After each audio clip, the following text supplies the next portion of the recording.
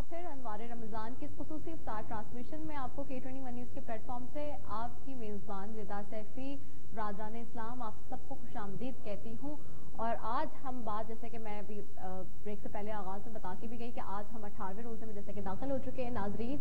और आज के का जो मौजू जिसके ऊपर हम बात करेंगे, वैसे तो आज यकम मई भी है, यौम मज़दूर भी बनाया जा रहा है, उस हवाले से भी गुफ्तगू करूँगी, मैं थोड़ी सी बात करूँगी। लेकिन साथ ही साथ जो आज हमने बात करनी है वो सैयदना दाऊद अलैहिस्सलाम के हवाले से आज हम गुफ्तगू करेंगे आज के दिन के एतबार से। और फिर इस पे हमारे उलमा कराम से भी नज़र डलवाएंगे कि वो क्या कहते हैं। लेकिन उससे पहले मैं अपने मेहमानों का भी यहाँ तारुफ करा दूँ। हमारे साथ हमारे उलमा कराम और मेहमान भी, जैसे कि आप जानते हैं कि रोज़ाना की बुनियाद पर हमारे साथ या मुख्तलिफ मेहमान भी होते हैं, इस ट्रांसमिशन का हिस्सा होते हैं, और हम उनसे भी गुफ्तगू करते हैं कि वो किस तरह से अपने रमज़ान को मना रहे हैं और वो क्या करते हैं रमज़ान में, किस तरह से अपनी चीज़ों को मैनेज करते हैं। अच्छा, पहले मैं अपने मेहमानों की तरफ चलती हूँ, उसके बाद फिर आगे गुफ्तगू के सिलसिले को बढ़ाएंगे। मेरे सीधे हाथ पे बैठे हुए मुफ्ती मोहम्मद जाहिद हसन रिजवी साहब हैं, आपको खुशामदीद कहती हूँ। मुफ्ती साहब, बहुत शुक्रिया कि आप यहाँ पर हमारे साथ मौजूद हैं, पहले दिन से ट्रांसमिशन का हिस्सा है। साथ ही हमारे साथ नातख़्वां मौजूद हैं सैयद गज़नफ़र अली शाह साहब, उनको भी खुशामदीद कहती हूँ। बहुत शुक्रिया सैयद गज़नफ़र अली शाह साहब, आप आए हमारे लिए वक्त निकाल के अपना कीमती। और मेहमानों में आज कौन है जी हमारे साथ, उनकी तरफ भी मैं बढ़ूँगी। वो मेहमान जिनको आप टीवी टॉक शोज़ में देखते रहते हैं, मुख्तलिफ अंदाज में, थोड़े से सख्त तुंद तेज़ जुमलों के साथ, लेकिन वैसे उनका दूसरा साइड क्या है और वो किस तरह अपने रमज़ान को मनाते हैं, और ख़ास तौर पे रमज़ान में अपनी रूटीन जो है, क्योंकि मैं बार बार कहती हूँ कि पॉलिटिशियंस जो पॉलिटिक्स करते हैं वो उनके लिए बड़ा टफ भी होता है, हल्के की सियासत करना, लोगों से मिलना, सारे काम करना, लेकिन रोज़ों में किस तरह से अपनी चीज़ों को मैनेज करते हैं वो आप पहले दिन से हमारे साथ यहाँ देख रहे हैं कि कोई ना कोई यहाँ मुख्तलिफ मेहमान हमारे साथ, सियासतदान यहाँ हमारे पास मौजूद होते हैं, हमारे इस घर में, जो कि हमारा एक नया घर है जहाँ पे, और यहाँ वो मौजूद होते हैं और यहाँ बिल्कुल अपने घर की तरह गुफ्तगू कर रहे होते हैं और ट्रांसमिशन का मेरे और आपके साथ हमारे यहाँ होते हैं। तो सबसे पहले मेरे पास यहाँ पे मौजूद हैं अकरम चीमा साहब हैं, आप मेंबर कौमी असम्बली हैं पाकिस्तान तहरीक-ए-इंसाफ से, आपको खुशामदीद कहती हूँ। बहुत शुक्रिया अकरम चीमा भाई, कैसे हैं आप, ठीक हैं? रमज़ान की बहुत बहुत मुबारक हो आपको।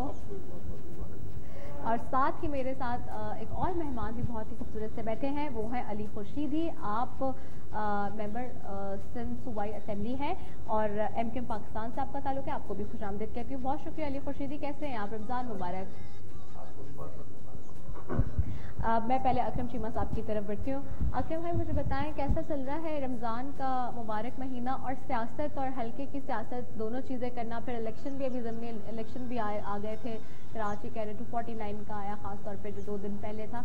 तो किस तरह से मैनेज करें चीज़ों को, और ख़ास तौर पे जहाँ पे हम नेशनल असम्बली की बात करते हैं तो वहाँ मैं चूँकि रोज़ ही जहाँ हमारे मेहमान हैं, मैं उनसे पूछूँ कि वहाँ शैतान बंद है आजकल या वहाँ पर भी लड़ाई झगड़े चल रहे हैं? शैतान वाली तो कोई बात नहीं है। बहरहाल नेशनल असम्बली का सेशन कैंसिल हो गया था कोविड की वजह से, और नेशनल असम्बली तो इस वक्त बंद हुई है, और यहाँ तक कि सेक्रेटरीट तक हमारा नेशनल असम्बली का बंद कर दिया गया था, जो कि कल ही दोबारा खोला गया।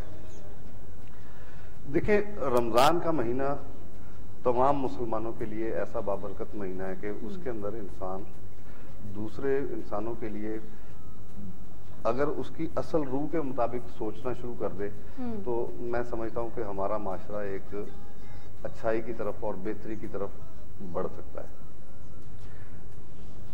इस महीने के अंदर लोग खैरात करते हैं, ज़कात देते हैं, रोज़े रखते हैं, तरावी की नमाज अदा करते हैं, मस्जिदों में रश बढ़ जाता है।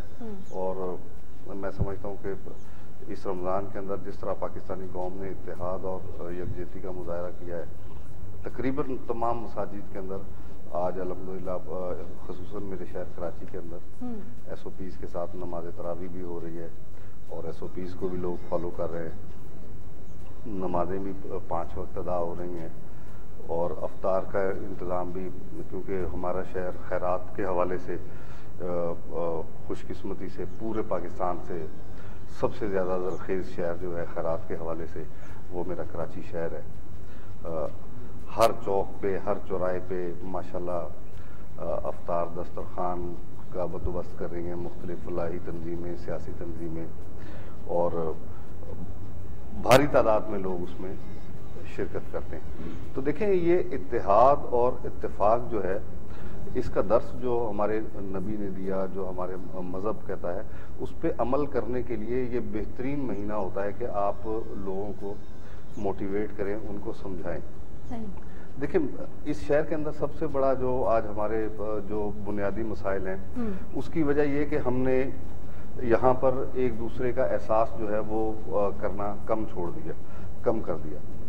आज हर बंदा ये समझता है कि सिर्फ 4 दीवारी के अंदर, इस गेट के अंदर मेरा घर है, इस गली का मेरे घर से कोई ताल्लुक नहीं है, इस मोहल्ले का मेरे घर से कोई ताल्लुक नहीं है। जिस कराची में मेरी पैदाइश हुई थी, जिस कराची में मैं पला बड़ा था, तो उसमें तो बिल्कुल यकसर माहौल मुख्तलिफ था जो आज का माहौल है। उस वक्त तो ये होता था कि मोहल्ले का बड़ा को अपने मोहल्ले से 2 मील दूर भी नजर आ जाता था तो बच्चे जो है ना वो डरते थे, वो फिक्र करते थे कि यार हमारी को गलत हरकत देख के ये 2 किलोमीटर बाद भी जाके अब्बा को शिकायत करेगा। तो आज बदकिस्मती मैं कहूँगा कि आज पड़ोसी को पड़ोसी के बच्चे का पता नहीं होता कि ये मेरे पड़ोसी का बच्चा है। तो इन चीज़ों को अडॉप्ट करने की ज़रूरत है, इन चीज़ों के ऊपर सोचने की ज़रूरत है।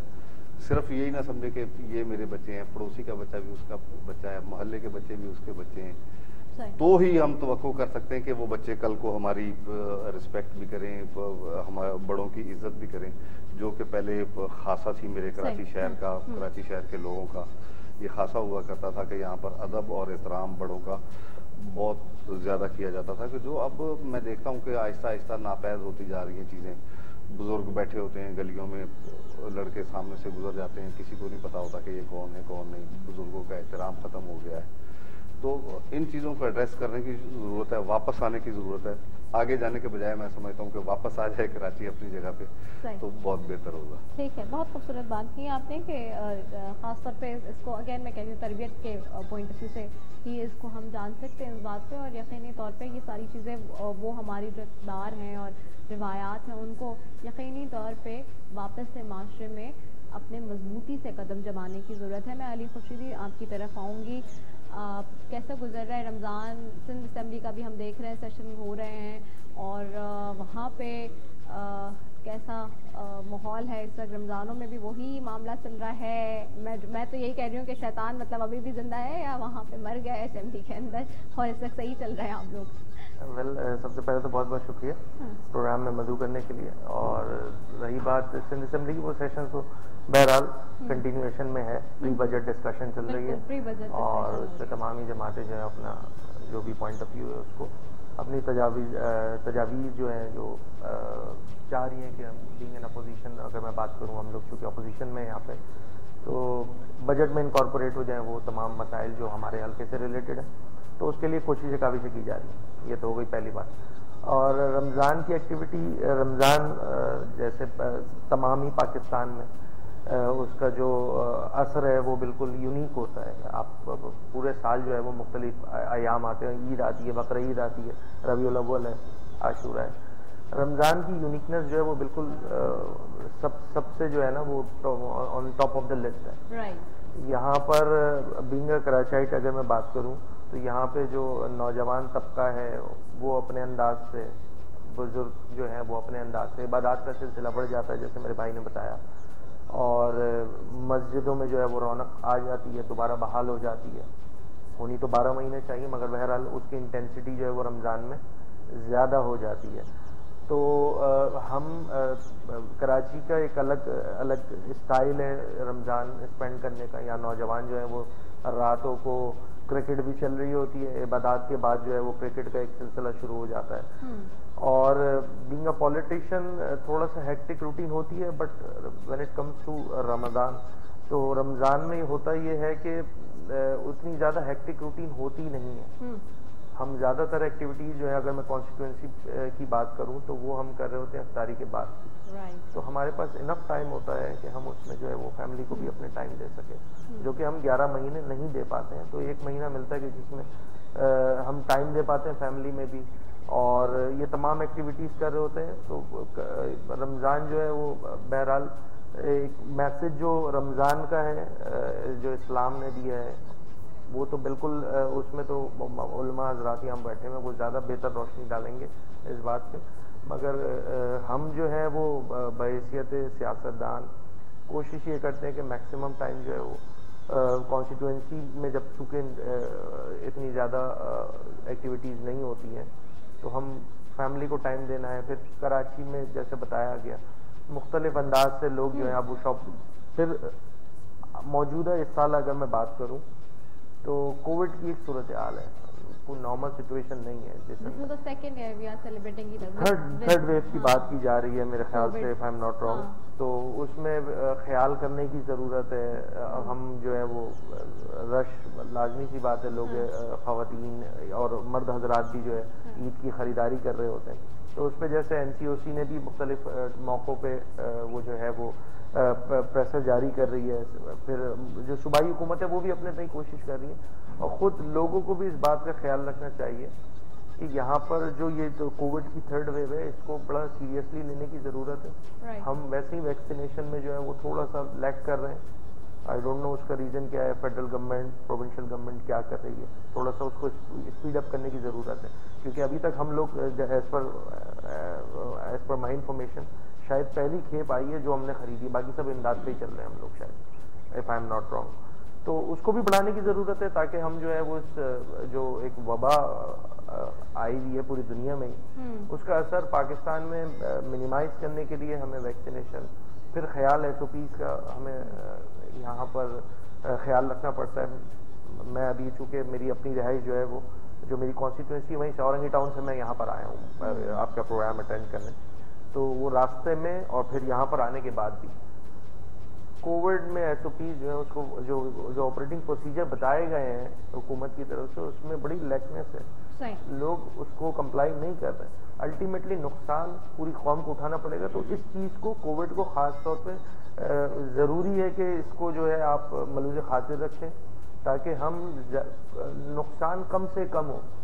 क्योंकि जो कोविड की लहर चल रही है उसमें खुदा ना खास्ता मेरे मुंह में खाक, यहाँ जो सूरत हाल जिस तरह हम लोग बिला खौफ व खतर चीज़ें कर रहे हैं, तो वो हमें नुकसान उठाना पड़ेगा। तो उसके लिए हमें थोड़ा सा अपने सही कोशिश और काविश करने की ज़रूरत है। बहुत खूबसूरत बात आपने कही अली खुर्शीदी, और आपने सही इस पर भी रोशनी डाली कोविड के हाल से। मैं आप लोगों से मज़ीद भी गुफ्तगू का सिलसिला अपने जारी रखूँगी और आपसे बात मज़ीद भी करूँगी इस हवाले से।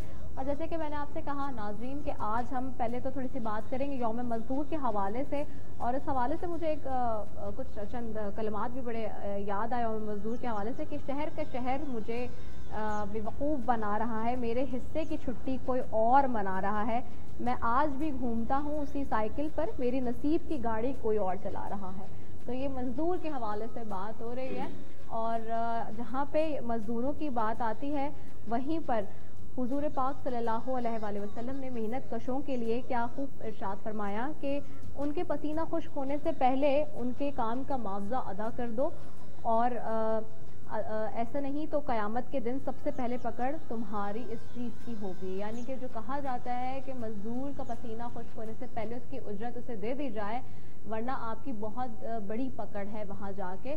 तो ये इस हवाले से मैं थोड़ी सी बात करूँगी उस हिसाब से। लेकिन हमें चूँकि एक ब्रेक पे भी जाना है, तो ब्रेक पे जाने से पहले हमारे साथ यहाँ पे जैसे कि सैयद गज़नफ़र अली शाह मौजूद हैं, तो उनसे मैं चाहूँगी बारगाह रिसालत में हदियानात पेश करने की सादत हासिल करें।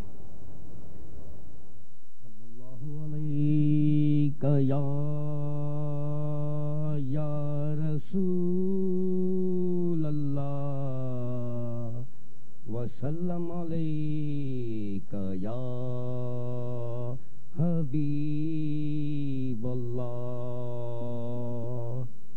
सारे नबियों के औहदे बड़े हैं, लेकिन आका का मनसब जुदा है। वो इमाम सफे अंबिया है, उनका रुतबा बड़ों से बड़ा है। कोई लफ्ज़ों में कैसे बता दे उनके रुतबे की हद है तो क्या है। कोई लफ्ज़ों में कैसे बता दे हद है तो क्या क्या है।